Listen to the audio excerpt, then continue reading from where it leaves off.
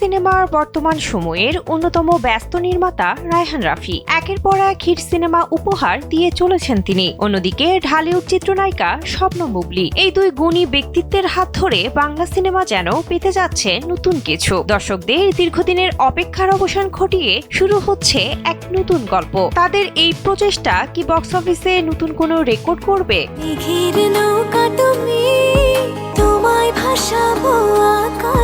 জানা গেছে এবার নির্মাতা রায়হান রাফি হাত দিয়েছেন এক নারী কেন্দ্রিক গল্পে। ছবির নাম প্রেসার কুকার। কিছুদিন আগেই শুরু হয়েছে সিনেমার শুটিং, আর মঙ্গলবার থেকে সেই শুটিং এ যোগ দিয়েছেন চিত্রনায়িকা শবনম বুবলী। ওয়ালটন এখন দেশের সীমানা পেরিয়ে পৌঁছে গিয়েছে 50টিরও বেশি দেশে। ওয়ালটন, ঘরে ঘরে বিশ্বজুড়ে।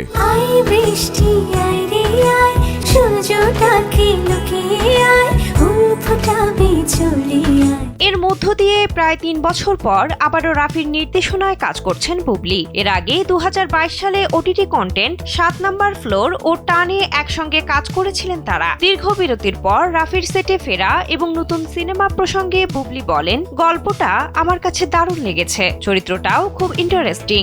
মনে হয়েছে এখানে নতুন কিছু করার সুযোগ রয়েছে। এই জায়গাটাই আমাকে সবচেয়ে বেশি টেনেছে। পাশাপাশি থাকি আমি হই রোদে মেঘে ভেসে যাওয়া ডানা মেলা পাখি। জানা গেছে প্রেসার কুকার মূলত 3 নারীর আলাদা আলাদা জীবন সংগ্রাম, দ্বন্দ্ব ও বাস্তবতার চাপের গল্প। বুবলীর পাশাপাশি এই সিনেমায় আরো অভিনয় করেছেন নাজিফা তুষি ও মারিয়া শান্ত। তাদের 3 জনের জীবনের সমান্তরাল যাত্রায় ছবির মূল অবলম্বন।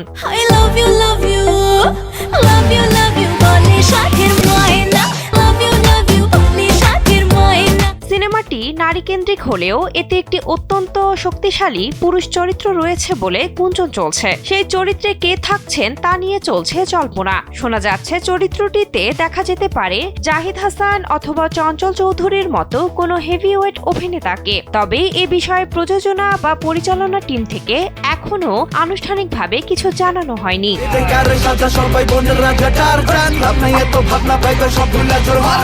সবকিছু ঠিক থাকলে আসন্ন ঈদ উল ফিতরেই প্রেক্ষাগৃহে ধামাকা নিয়ে আসবে প্রেসার কুকার। রাফির নির্মাণ আর বুবলী তুষিতের অভিনয় দর্শকদের কতটা প্রেসার মুক্ত করতে পারে সেটাই এখন দেখার বিষয়।